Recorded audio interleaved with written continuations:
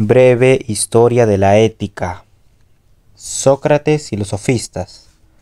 La ética, como ciencia o como disciplina filosófica, fue iniciada por Sócrates, quien fue el primero que teorizó sobre los conceptos morales básicos, lo bueno y la virtud. Sócrates estaba rodeado de los sofistas, cuya doctrina tenía como características el escepticismo, el relativismo y subjetivismo. Protágoras, uno de los más célebres sofistas, expresó: el hombre es la medida de todas las cosas. Las cosas son para mí como a ti te parece que son. Estas frases aplicadas al terreno de la ética infieren que para él y los sofistas en general todos los conceptos y valores eran relativos. Sócrates no compartía esta manera de pensar, pues decía que si no se acepta la validez del conocimiento, no habrá ciencia ni moralidad, porque la ciencia es la base de la moralidad. Pero lo más importante para Sócrates era la virtud, sobre lo cual expresó: el mayor bien del hombre es hablar de la virtud todos los días de su vida, ya que la virtud es el hábito de obrar bien. La virtud es entonces el único bien, y solamente la virtud nos puede traer una felicidad perpetua e inalterable, porque la virtud siempre tiene la medida justa, nada le falta. Protágoras. Protágoras fue el primer sofista del que tenemos noticia. Nació en Abdera, en la costa, del mar Egeo, aproximadamente en el año 490 a.C., y vivió en Atenas y Sicilia. En Atenas, lugar donde adquirió una gran fama, se hizo amigo de Pericles y se dedicó a la enseñanza basada en el arte del discurso persuasivo, ejercitando a los jóvenes en las técnicas de arguir a favor de las dos caras de un mismo argumento. Entre sus labores profesionales se le encomendó la elaboración de un código penal para turios. Entre sus obras se encuentran Sobre la verdad, llamada también Discursos demoledores, que comienza con su famosa declaración del hombre como medida, Antilogías u argumentos contrarios, Sobre los dioses. Sin embargo, la dificultad principal de conocer sus principios filosóficos estriba en que las fuentes de conocimiento sobre Protágoras provienen de sus mayores oponentes, Platón y Aristóteles. De vuelta a su tierra natal, Protágoras murió ahogado en un naufragio después de ser desterrado de Atenas, donde fue juzgado por impiedad, fundamentalmente por su agnosticismo sobre la creencia en los dioses. El relativismo de Protágoras. Protágoras defendió un relativismo del conocimiento y de los valores, esto es, negó que existieran valores y verdades universales para todos los hombres. El hombre es la medida de todas las cosas, de las que son, en tanto que son, y de las que no son, en cuanto que no son. No hay verdades objetivas, absolutas y universales, sino que las cosas son tal y como son percibidas por cada uno de nosotros. Este relativismo se aplica a todos los ámbitos de nuestra existencia. Por ejemplo, lo que para una persona sana es un sabor agradable, para un enfermo es amargo. ¿Está confundida la persona enferma? Protágoras dirá que para él, en su situación, la verdad es que el sabor es amargo. El relativismo impide establecer un criterio de verdad, teniendo todas las opiniones la misma validez. Esto nos lleva a poder permitirnos defender tesis contrarias al mismo tiempo, técnica en la que el filósofo destacó con maestría y que fue duramente criticada por Platón y Aristóteles. Sin embargo, según Guthrie, Protágoras difuminó la radicalidad de este criterio hacia una postura utilitarista, aunque todas las opiniones particulares tengan la misma validez, algunas son más ventajosas que otras. En el caso mencionado anteriormente, es ventajoso para el enfermo volver a restablecer el sabor que tenían los alimentos antes de la enfermedad. El relativismo de los valores implica que una misma cosa o acción puede ser buena para un sujeto y mala para otro. Es más, una acción puede ser mala o buena para un mismo sujeto dependiendo de cada circunstancia y en la medida en que él lo crea así. Nomos y Piscis. Nomos significa ley moral y política, ya sea en forma de usos y costumbres recibidas de la tradición, como en forma de leyes formales y normas obligatorias que codifican la vida en comunidad y que son respaldadas por la autoridad del Estado. Con el término physis, los griegos denominaban a la naturaleza como principio que no depende de los aconteceres humanos. La naturaleza se rige por leyes universales y permanentes. En el siglo V, los términos nomos y physis, lo artificial y lo natural, eran considerados opuestos y mutuamente excluyentes.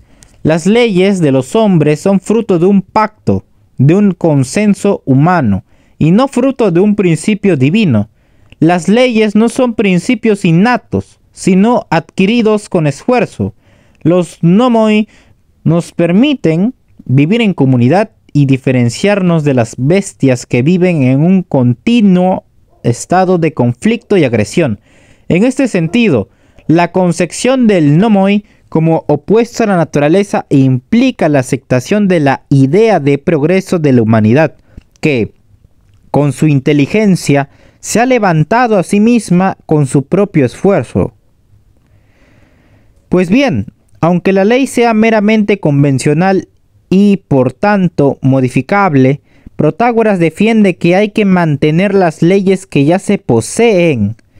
Si estas parecen buenas a la mayoría, la vida en comunidad es necesaria para la supervivencia de la especie humana y, sin leyes, nos veríamos abocados a vivir en un estado de naturaleza.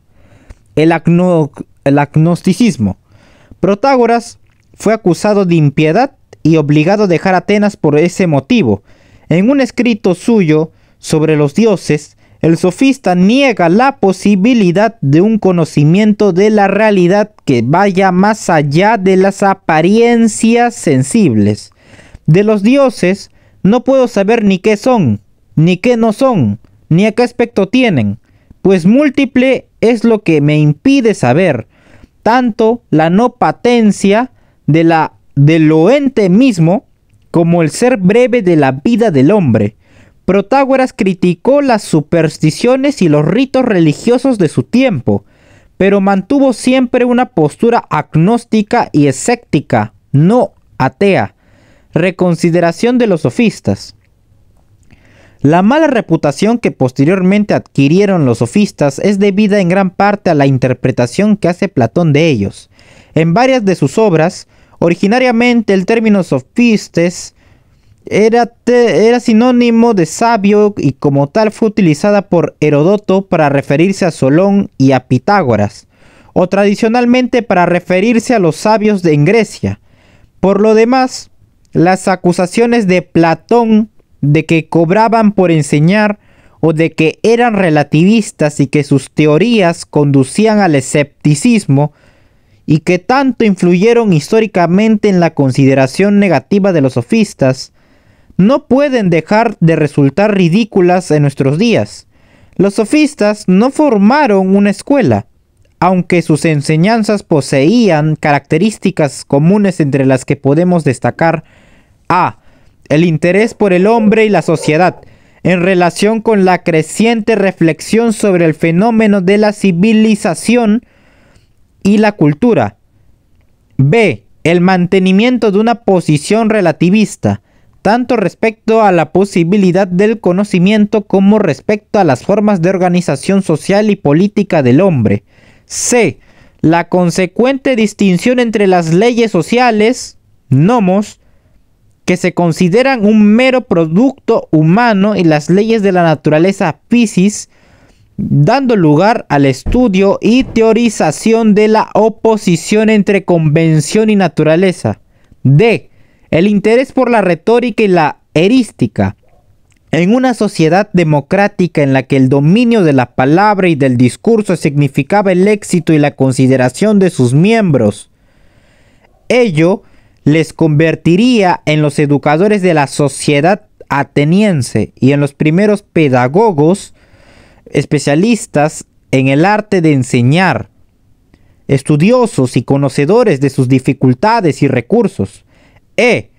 Por último, lejos de un interés especulativo, lo que guiaba la investigación de los sofistas era la finalidad práctica, es decir, enseñar el arte de vivir y de gobernar. Epicurio.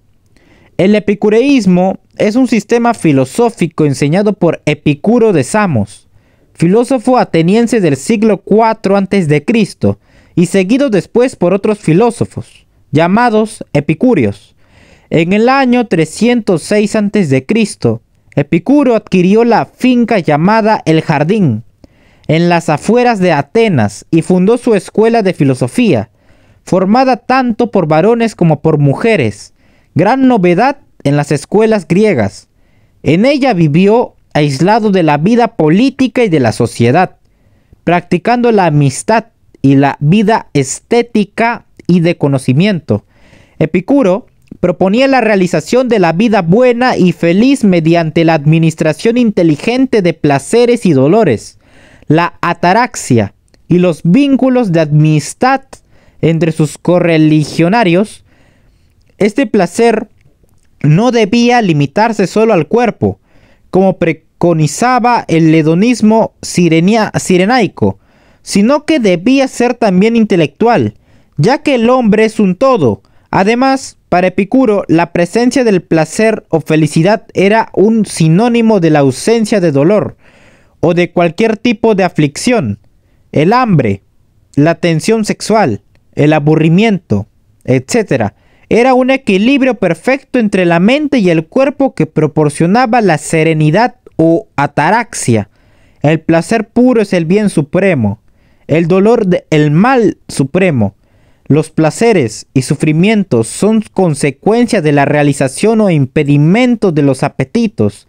Epicuro distingue entre tres clases de apetitos: los naturales y necesarios, como comer y beber, que son fáciles de satisfacer; los naturales, pero no necesarios, como los eróticos, no son difíciles de dominar y no se necesitan para la felicidad; los no naturales ni necesarios, como las drogas, estos hay que rechazarlos completamente.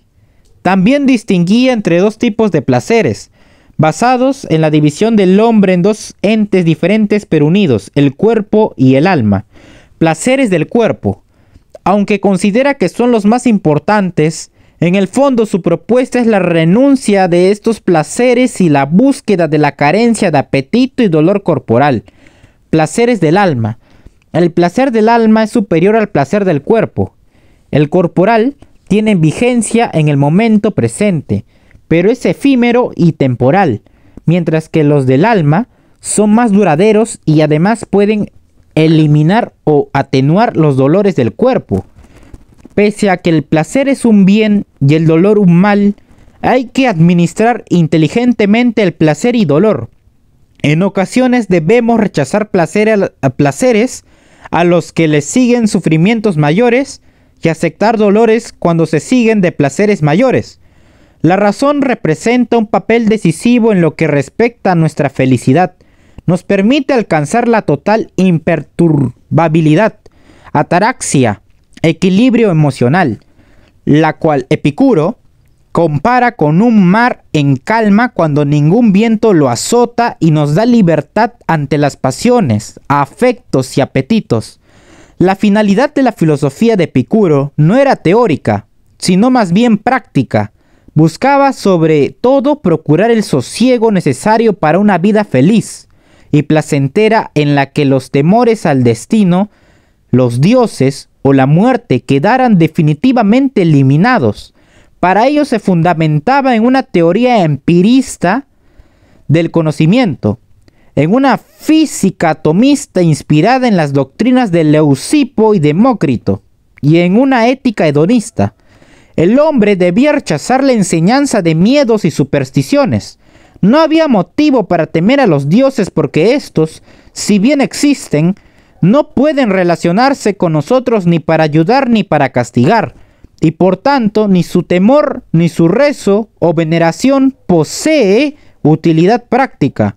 La muerte tampoco puede temerse, porque siendo nada, no puede ser algo para nosotros. Mientras vivimos, no está presente, y cuando está presente, nosotros no estamos ya. El dolor y el mal se evitan fácilmente porque ningún tormento dura demasiado y cuanto más intenso es menos dura. El epicureísmo es una doctrina de un paganismo típicamente laico y mediterráneo, y en este ámbito ganó gran número de seguidores que la consideraron una doctrina verdadera que solucionaba todos los problemas. Su escuela de pensamiento perduró largamente, aún 7 siglos tras la muerte de Epicuro, pero después fue casi relegada al olvido al advenir la Edad Media, periodo en el que se perdió o fue destruida la mayoría de los escritos de este filósofo griego a causa del rechazo que por sus ideas experimentó el cristianismo, que no pudo adaptarlas a su sistema de creencias por la visión cristiana del dolor. El epicureísmo destaca 3 partes importantes, implicadas mutuamente. Canónica, por la cual se establece la diferencia entre verdad y error. Física, por la cual se adquiere un conocimiento verdadero sobre la naturaleza de las cosas. Ética, por la cual se alcanza la verdadera felicidad. En esta última se tiene que todo hombre es mortal y en consecuencia la felicidad debe darse en esta vida. Así la norma de moralidad es buscar el placer y evitar el dolor, siendo el fin supremo del hombre, ya que el bien máximo en esta vida es la felicidad entendida como ataraxia, equilibrio emocional. Un acto humano será moralmente virtuoso o bueno si conduce al placer, el cual debe ser ético o puro, puesto que debe excluir los goces del cuerpo, a las pasiones del alma, pues producen siempre dolor. Esto se logra mediante la templanza. Se debe distinguir y superar con serenidad y valor los males inevitables, lo cual se logra mediante la fortaleza. También se debe calcular qué objetos proporcionan un mínimo de dolor y un máximo de placer. En ese sentido, la virtud se convierte en prudencia. Así, el placer máximo es aquel que exige serenidad, moderación y desprecio de deseos y temores. Tal placer se da en la amistad. Luego entonces, el ideal ético se identifica con el del sabio, como conocedor de la naturaleza verdadera de las cosas, pues puede eliminar con el saber el error, y solo quien busca la verdad está en camino de encontrar la felicidad o el placer. La ética de Platón. Al igual que ocurre con los otros aspectos de su filosofía, la ética no es objeto de un tratado específico en el que se aborde el tema sistemáticamente. El hecho de que muchos de los diálogos platónicos comiencen con alguna interrogación acerca de la virtud en general o de determinadas virtudes en particular, muestra claramente, sin embargo, que el interés por el análisis del comportamiento humano no es algo accidental en Platón. Como hemos visto, en su concepción de la ciudad ideal, El objetivo de la vida del hombre no puede reducirse a la satisfacción de sus necesidades materiales. Más allá de estas, el hombre debe ser objeto de un desarrollo completo de su personalidad, de acuerdo con las partes más elevadas de su alma, la irascible y la racional, con el fin de alcanzar una felicidad identificada con la armonía de su vida. Justicia y ética.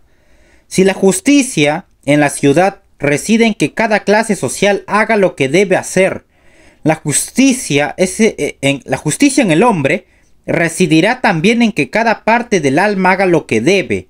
Ello implica que la vida buena para el hombre es una vida en la que se atiendan las necesidades materiales y espirituales.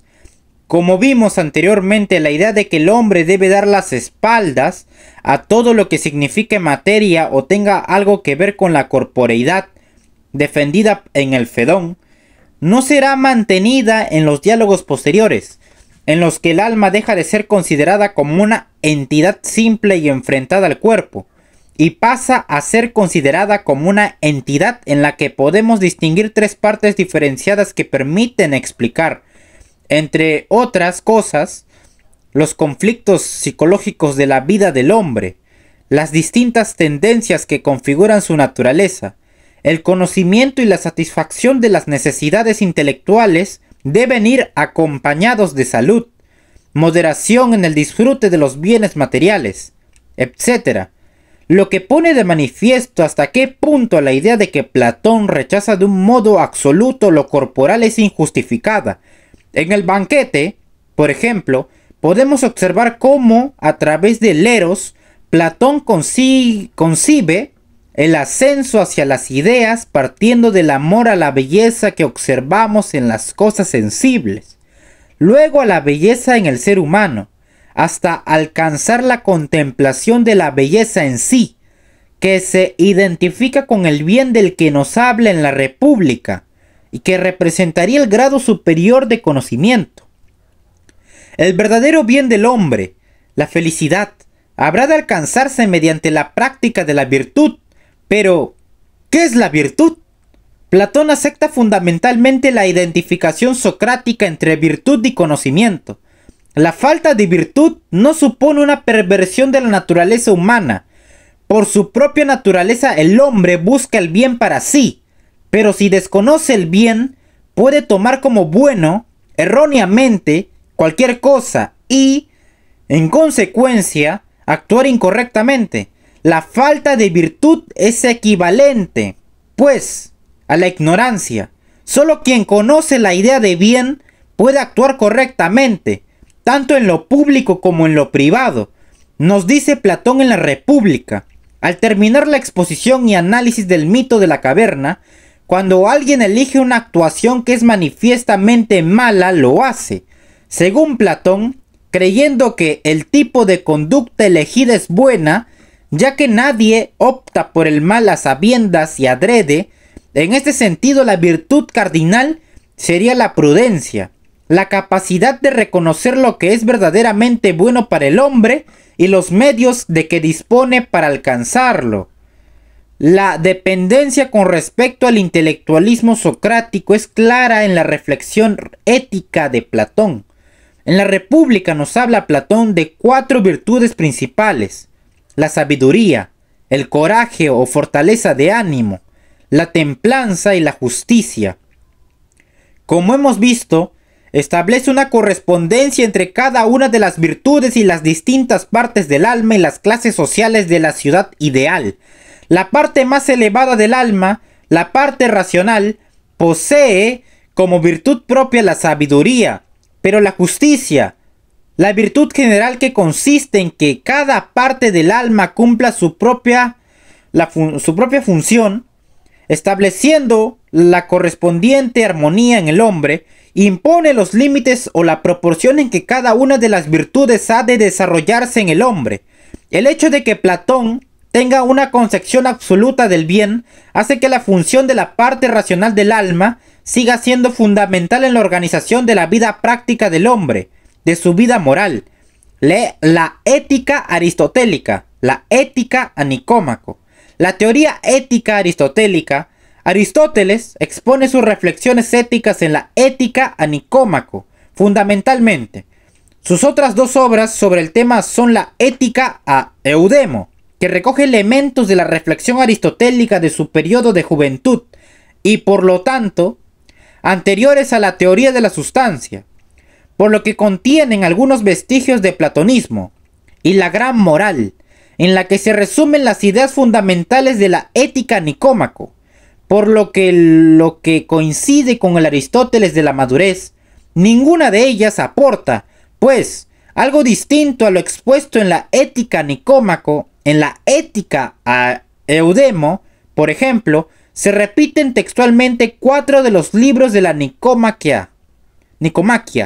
La Ética de Platón, al igual que la socrática, identificaba el bien con el conocimiento, caracterizándose por un marcado intelectualismo.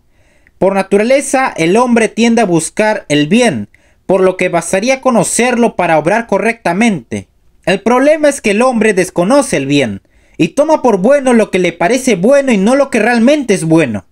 De ahí que Platón en la República, en la explicación del mito de la caverna, insista en que la idea del bien deba necesariamente conocerla quien quiera proceder sabiamente tanto en su vida privada como en su vida pública. Una idea de bien que es única y la misma para todos los hombres. Para Aristóteles, sin embargo, en consonancia con su rechazo de la subsistencia de las formas, no es posible afirmar la existencia del bien en sí, de un único tipo de bien. Del mismo modo que el ser se dice de muchas maneras, habrá también muchos tipos de bienes. Todo arte y toda investigación científica, lo mismo que toda acción y elección, parece entender algún bien. Y por ello, definieron con toda pulcritud el bien los que dijeron ser aquello a que todas las cosas aspiran. Aristóteles, Ética a Nicómaco, libro 1.1. Siendo como son en gran número las acciones y las artes y ciencias, muchos serán por consiguiente los fines. Así, el fin de la medicina es la salud, el de la construcción naval, el navío, el de la estrategia, la victoria, y el de la ciencia económica, la riqueza. Aristóteles, Ética a Nicómaco, libro 1.1. La Ética a Nicómaco comienza afirmando que toda acción humana se realiza en vistas a un fin, y el fin de la acción es el bien que se busca. El fin, por lo tanto, se identifica con el bien, pero muchas de esas acciones emprendidas por el hombre son un instrumento para conseguir, a su vez, otro fin, otro bien. Por ejemplo, nos alimentamos adecuadamente para gozar de salud, por lo que la correcta alimentación, que es un fin, es también un instrumento para conseguir otro fin, la salud. ¿Hay algún fin último? Es decir, ¿hay algún bien que se persiga por sí mismo y no como instrumento para alcanzar otro bien? Aristóteles nos dice que la felicidad es el bien último al que aspiran todos los hombres por naturaleza. La naturaleza nos impele a buscar la felicidad. Una felicidad que Aristóteles identifica con la buena vida, con una vida buena. Pero no todos los hombres tienen la misma concepción de lo que es una vida buena, de la felicidad. Para unos la felicidad consiste en el placer, para otros en las riquezas, para otros en los honores, etc. ¿Es posible encontrar algún hilo conductor que permita decidir en qué consiste la felicidad? Más allá de los prejuicios de cada cual, no se trata de buscar una definición de felicidad al modo en que Platón busca la idea de bien. Toda vez que el intelectualismo platónico ha sido ya rechazado, la ética no es, ni puede ser, una ciencia que dependa del conocimiento de la definición universal del bien, sino una reflexión práctica encaminada a la acción, por lo que ha de ser en la actividad humana en donde encontremos los elementos que nos permitan responder a esta pregunta. Cada sustancia tiene una función propia que viene determinada por su naturaleza. Actuar en contra de esa función equivale a actuar en contra de la propia naturaleza. Una cama ha de servir para dormir, por ejemplo, y un cuchillo para cortar. Si no cumplen su función, diremos que son una mala cama o un mal cuchillo. Si la cumplen, diremos que tienen la virtud, arete, que le es propia, permitir el descanso o cortar, respectivamente. Y por lo tanto diremos que son una buena cama y un buen cuchillo. La virtud, pues, se identifica con cierta capacidad o excelencia propia de una sustancia, o de una actividad, de una profesión. Por ejemplo, del mismo modo el hombre ha de tener una función propia. Si actúa conforme a esa función será un buen hombre. En caso contrario será un mal hombre. La felicidad consistirá por lo tanto en actuar en conformidad con la función propia del hombre. Y en la medida en que esa función se realice, podrá el hombre alcanzar la felicidad.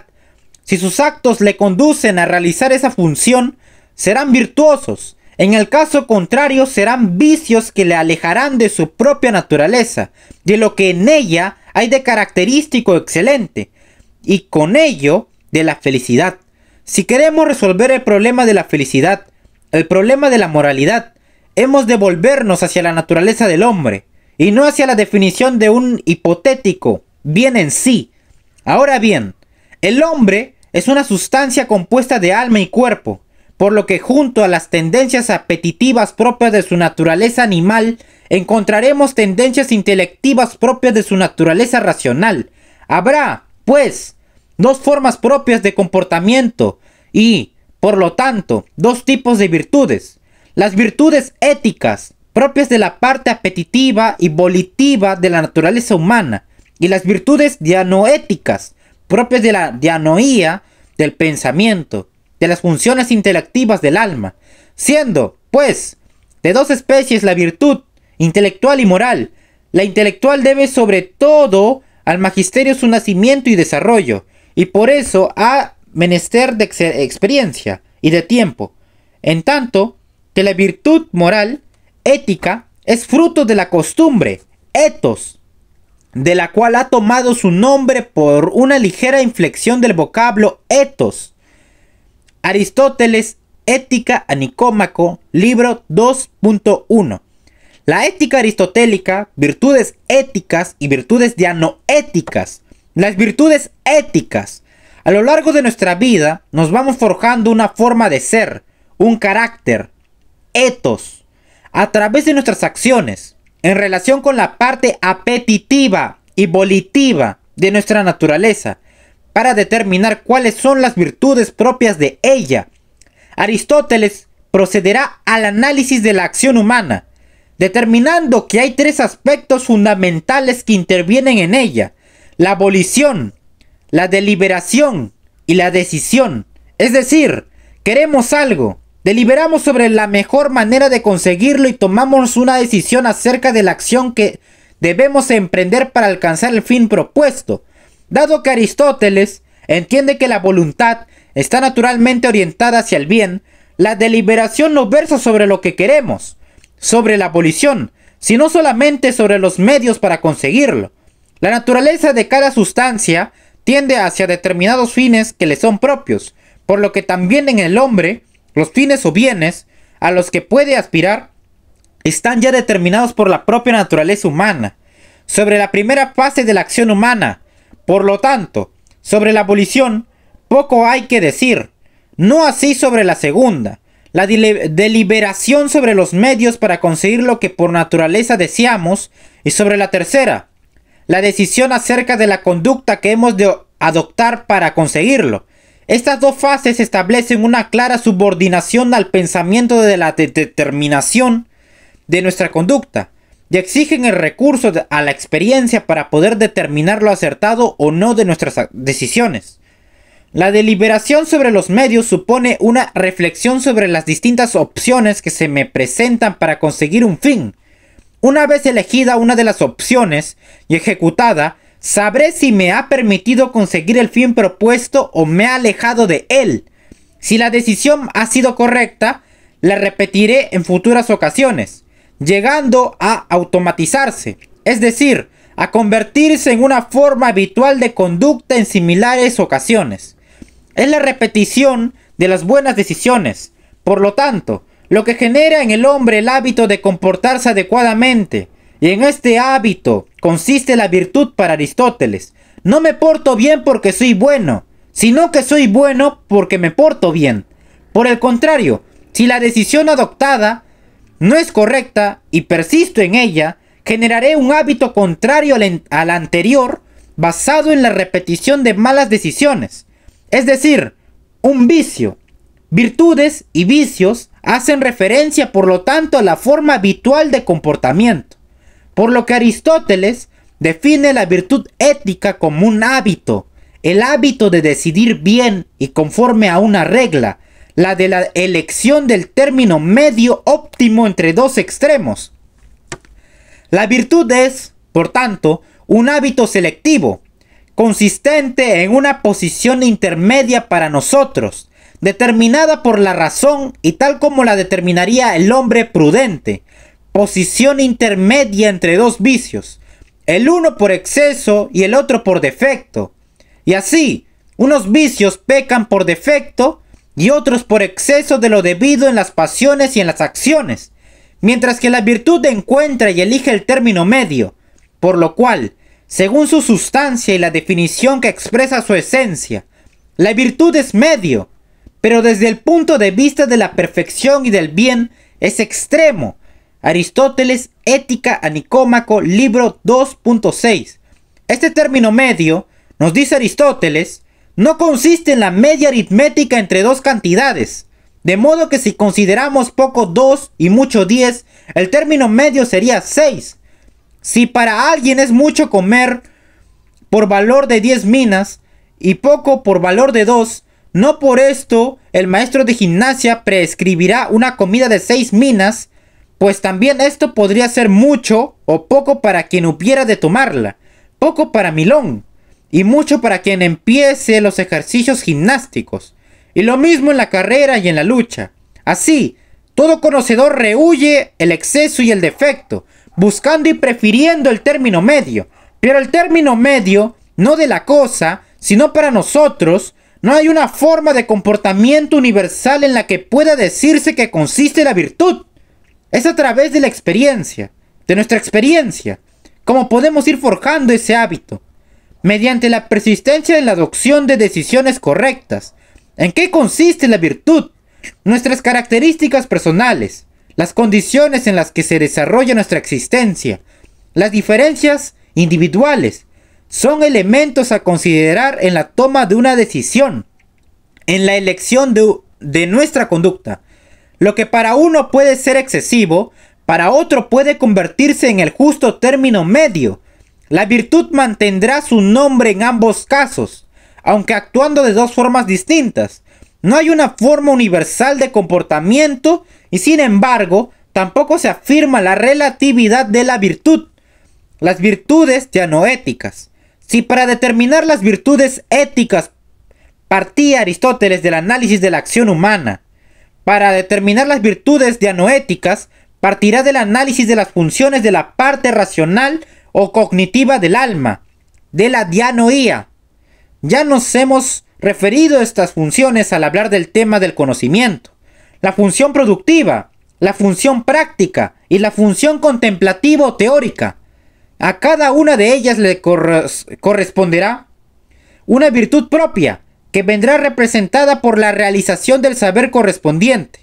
El conocimiento o dominio de un arte significa la realización de la función productiva.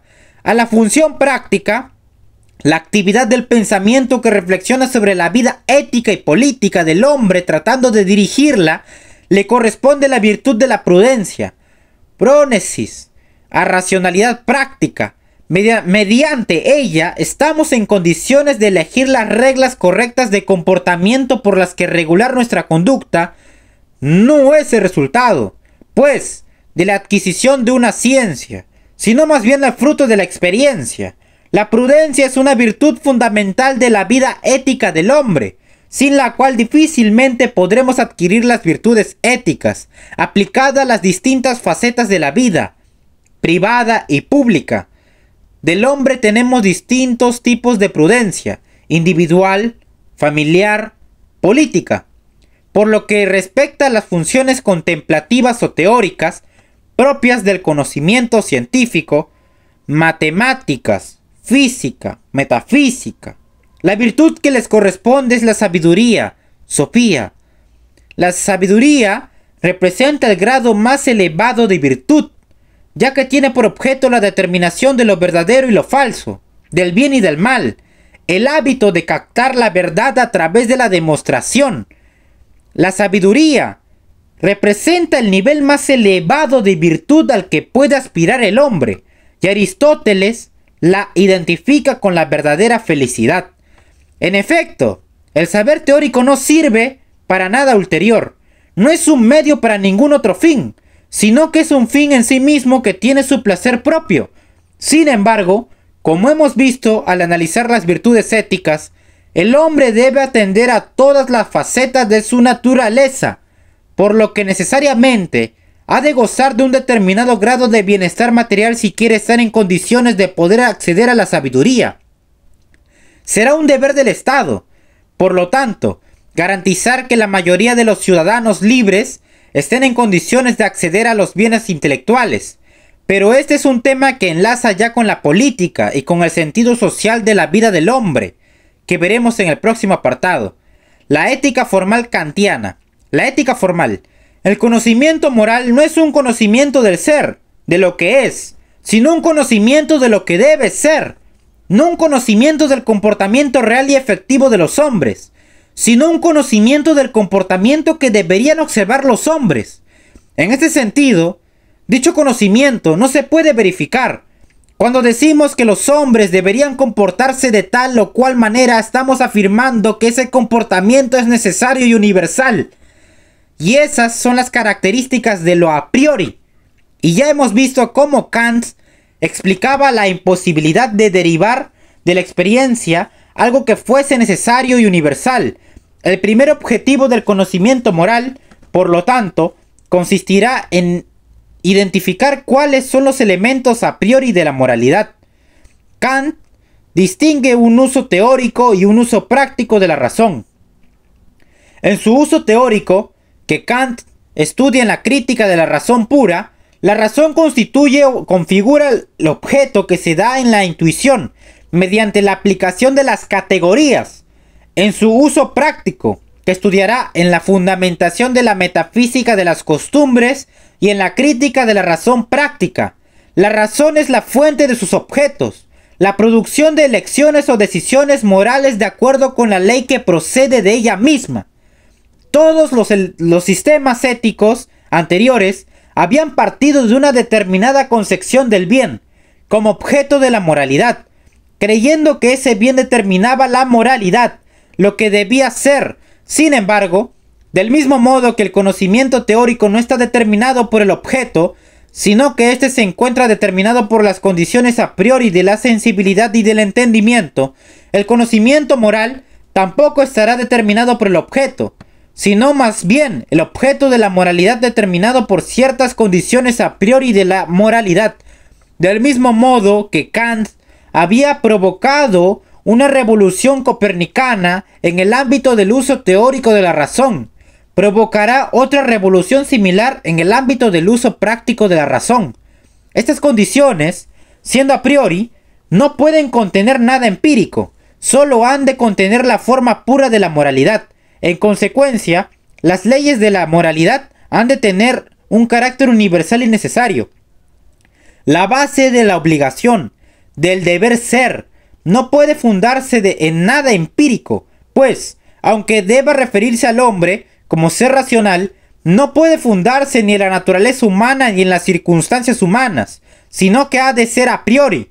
De ahí la crítica de Kant a los sistemas morales fundados en contenidos empíricos, a los que llamaremos éticas materiales. En primer lugar, todas ellas son a posteriori. De alguna manera todas ellas identifican el bien con la felicidad y consideran bueno el objeto hacia el que tiende la naturaleza humana considerada empíricamente, aceptando la determinación de la voluntad por objetos ofrecidos al deseo, además de proponer distintos bienes entre los que no hay posibilidad de ponerse de acuerdo, lo que pone de manifiesto su falta de universalidad al estar basadas en la experiencia, carecen de la necesidad y universalidad necesaria de la que deben gozar las leyes morales. En segundo lugar, las normas que proponen tienen un carácter hipotético, condicional. Si quieres alcanzar la felicidad, algo distinto para cada sistema, has de comportarte de acuerdo con esta norma. Al estar sometida la norma a una condición, solo tiene valor si se acepta dicha condición, lo que, además de significar que se actúa por un interés, implica que la validez de la norma para conseguir el fin que se propone solo puede ser comprobada experimentalmente, por lo que tampoco puede tener carácter universal y necesario. Por lo demás, y en tercer lugar, esos sistemas éticos son heterónomos. El hombre recibe la ley moral desde fuera de la razón, por lo que en realidad no está actuando libremente, perdiendo la capacidad de autodeterminación de su conducta, la autonomía de la voluntad. ¿Qué valor puede tener una norma moral que no es universal y necesaria, cuyo cumplimiento está sometido a la consecución de un objetivo, un interés, y que propone al hombre renunciar a la libertad, a la autonomía de su voluntad? La moralidad no puede fundarse en nada empírico. Una norma moral ha de ser universal, ha de valer para todos los hombres en todas circunstancias, y ha de ser necesaria, ha de cumplirse por sí misma, ha de ser, por lo tanto, de carácter formal, no puede establecer ningún bien o fin de la conducta, ni puede decirnos cómo tenemos que actuar, ha de contener solo la forma de la moralidad. Es imposible imaginar nada en el mundo fuera de él que pueda ser llamado absolutamente bueno, excepto la buena voluntad. Con esta frase comienza la fundamentación de la metafísica, las costumbres. ¿Qué entiende Kant por una buena voluntad? Una voluntad que obra por deber, es decir, no por interés, o por inclinación o por deseo. ¿Y qué es obrar por deber? Obrar por reverencia o respeto a la ley moral que la voluntad se da a sí misma. Kant distingue aquí entre obrar por deber y obrar conforme al deber. Puede ocurrir que actúe por algún interés particular y esa actuación coincida con la ley moral. En ese caso, estoy actuando conforme al deber. Otro por deber. Obro por deber. Sin embargo, cuando mi actuación no persigue ningún interés particular, ni es el resultado de una inclinación o un deseo, sino que está motivada solamente por reverencia o respeto a la ley moral. Independientemente de que mi actuación pueda tener consecuencias positivas o negativas para mi persona, la ley moral se basa en la noción de deber. Y en la medida en que la ley moral pretende regular nuestra conducta, ha de contener alguna orden o algún mandato. Pero como la ley moral es universal y necesaria, la orden o mandato que contengan ha de ser categórico. Es decir, no puede estar sometido a ninguna condición, no puede ser hipotético. A la fórmula en la que se expresa ese mandato u orden de la ley moral la llamará Kant imperativo categórico. Ahora bien, como la ley moral no puede contener nada empírico, el imperativo categórico en que se expresa tampoco podrá tener ningún contenido empírico, sino solo la forma pura de la moralidad. En la fundamentación, Kant nos da tres definiciones distintas del imperativo categórico. Primero, obra solo según una máxima tal que puedas querer al mismo tiempo que se torne en ley universal. 2. Obra como si la máxima de acción hubiera de convertirse por tu voluntad en ley universal de la naturaleza. 3. Obra de tal manera que uses la humanidad tanto en tu persona como en la persona de cualquier otro, siempre como un fin y nunca como un medio. Ninguna de estas formulaciones contiene nada empírico, sino solo la forma de la moralidad. No nos dice cómo tenemos que comportarnos concretamente, ni nos da ninguna norma, ni nos propone ningún fin interesado. Al mismo tiempo, contiene una exigencia de universalidad y necesidad, pero garantizando la autodeterminación de la voluntad, su autonomía, su libertad. La voluntad, en efecto, no queda determinada por ningún elemento empírico, por lo que es libre, y el imperativo por el que se regula no contiene ninguna norma concreta de conducta, por lo que la voluntad tendrá que darse a sí misma la norma de conducta, por lo que es autónoma. Los postulados de la razón práctica. ¿Pero es posible la libertad de la voluntad? Los resultados de la crítica de la razón pura nos conducían a la distinción general de todos los objetos en fenómenos y no menos. En cuantos fenómenos, todos los objetos están sometidos a las leyes de la naturaleza, que son leyes deterministas, excluyendo por lo tanto la libertad. En cuanto fenómeno, pues el hombre no es libre. Por otra parte, la posibilidad de conocer los noumenos, las cosas en sí mismas, quedaba rechazada en la dialéctica trascendental ante la imposibilidad de constituir la metafísica como ciencia, por lo que la posibilidad de conocer algo acerca del alma y de su libertad e inmortalidad quedaba eliminada. Sin embargo, sin la libertad de la voluntad, la moral quedaría arruinada. Por otra parte, observamos que el progreso de la virtud es lento en el mundo, y esperamos razonablemente que el hombre virtuoso pueda ser feliz, pero vemos que esto no ocurre, lo que haría de la vida del hombre un absurdo si no fuera posible que ocurriera. Por ello, aunque ninguno de los objetos de la metafísica, Dios, el alma y el mundo como totalidad puede ser objeto de demostración teórica, la razón práctica exige su existencia. El hombre ha de ser libre para poder poner en práctica la moralidad. Ha de existir un alma inmortal, ya que, si el hombre no puede alcanzar su fin en esta vida, ha de disponer de una vida futura como garantía de realización de la perfección moral, y ha de existir un Dios que garantice todo esto. Lo que la razón teórica no ha podido demostrar, la razón práctica lo tiene necesariamente que postular. De este modo Kant se vio obligado, como dice en la introducción de la crítica de la razón pura, a suprimir el saber para dejar paso a la fe. Nietzsche y la crítica genealógica a la ética y a la moral. Friedrich Nietzsche, 1844 hasta 1900, es un filósofo alemán muy importante para la edad contemporánea. En su filosofía hace una crítica de la cultura en sentido general, y más en particular de la filosofía y de la ética. Nietzsche fue profesor en Basilea, Suiza. En su juventud, después, debido a una enfermedad, dejó su puesto de profesor y viajó buscando lugares propicios para el reposo. Estuvo en los Alpes, en la costa francesa y en la costa italiana. Nietzsche se aleja ya de las éticas que hemos llamado de la conciencia. Sus escritos sobre la ética podemos clasificarlos dentro de los que denominaremos éticas de la era del lenguaje, o simplemente del lenguaje, por dar una gran importancia a los análisis del lenguaje. Algunos estudiosos opinan que Nietzsche no tiene propiamente una ética, sino más bien una antiética, debido a que su labor más importante es la de analizar y criticar, para después rechazar las éticas anteriores. El propio Nietzsche se llama a sí mismo inmoralista y clama por una autosuperación de la moral. No obstante, al mismo tiempo que rechaza la moral, elabora una serie de conceptos con los que propone una actitud vital que para él sería la auténtica, y por tanto, esta propuesta de actitud vital podría considerarse como una propuesta, en cierto modo, moral.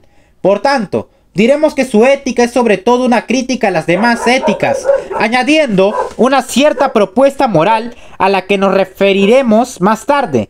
Las obras más importantes de Nietzsche, para entender su pensamiento respecto a la ética, son Más allá del bien y del mal y La genealogía de la moral. Veamos más detalladamente. La crítica a la moral y a la ética. Nietzsche subraya que los códigos morales y las éticas que estudian o fundamentan estos códigos morales se presentan como desveladoras de profundas verdades sobre el ser humano. Sin embargo, esta presentación es un gran fraude de la historia de la humanidad. Es famoso su análisis de la moral cristiana en el que manifiesta cómo los valores cristianos, por ejemplo, la humildad o la compasión, se basan realmente en la hipocresía y en el resentimiento. Los valores morales son estratagemas de dominio de unos hombres para otros. Unos hablan de esos valores, los defienden, y se los crean o no, les sirven de control sobre otros hombres. Pero ninguna moral y ninguna ética reconocen esto, pues es esencial para ellas el ocultarlo.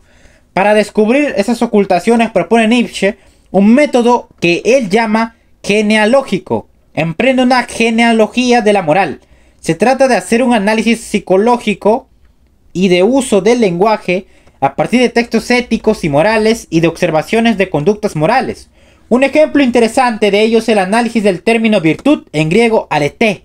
Nietzsche, que era filólogo clásico, demuestra cómo este término evolucionó en la antigua Grecia de un significado principalmente asociado a la fuerza y a la habilidad del guerrero, o unido a la destreza en la ejecución de una obra técnica o artística, a una significación principalmente de tipo moral, virtud como bondad moral.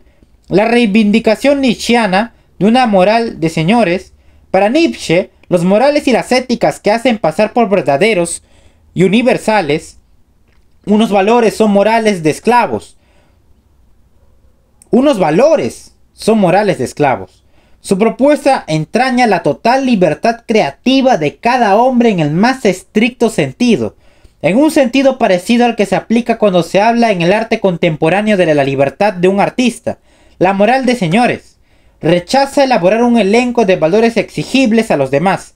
Cada hombre ha de realizar sus deseos y dejar que también se expresen los deseos de los demás, sin códigos verdaderos previos. Es obvia la dificultad de una propuesta de este tipo. Para entenderla mejor, podemos compararla a la excelencia de un deportista en cualquier tipo de juego. Un deportista en buena lid es un buen deportista si deja que las habilidades de los demás deportistas se manifiesten. En este juego libre, vencerá o será vencido, siempre con grandeza, con señorío. Fin.